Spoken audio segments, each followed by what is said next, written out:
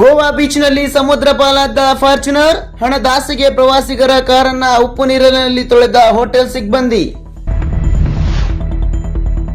ತಂದೆ ಮಗನ lockup death ಪ್ರಕರಣ, ಠಾಣೆಯ ಇನ್ಸ್ಪೆಕ್ಟರ್ ಸೇರಿ 9 ಮಂದಿ ಪೊಲೀಸರನ್ನ ದೋಷಿಗಳೆಂದು ತೀರ್ಪು ನೀಡಿದ್ದ ಕೋರ್ಟ್. ತಮಿಳುನಾಡಿನಲ್ಲಿ ಘಟನೆ.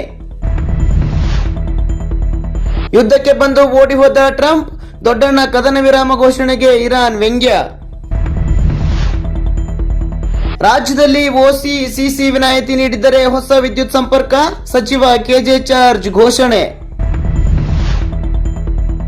ಕಾಂಗ್ರೆಸ್ ಪಕ್ಷದಿಂದ ದ್ರೋಹ ಆಗಿರುವುದು ನಮಗೆ, ಖರ್ಗೆ ಹೇಳಿಕೆಗೆ ರಾಜ್ಯಸಭೆಯಲ್ಲೇ ದೇವೇಗೌಡರ ತಿರುಗೇಟು.